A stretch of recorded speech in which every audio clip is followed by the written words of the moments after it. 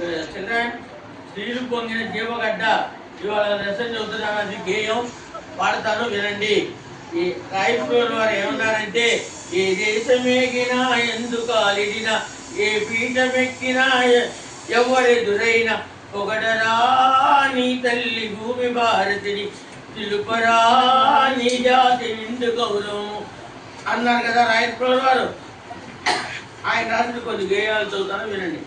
స్త్రీలు పొంగిన జీవగడ్డయ్యై పాలు పారిన భాగ్యసీమయ్యై వలనినది ఈ భరత ఖండము భక్తి పాడర తమ్ముడా.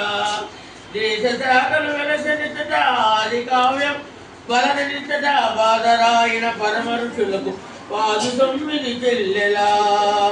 నిలిపిన బొందుల వృక్షవాటిక ఉపనిషన్ముదులకనితట విపుల తత్వము విస్తరించిన విమలతల ఇదే తమ్ముడా.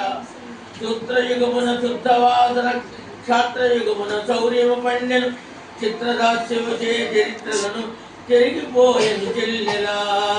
మేలి కింజర మేళవించి రాలు కనక రాగమెత్తి పాల తీయని భావి పౌరుత పదములు పాడరా తమ్ముడా.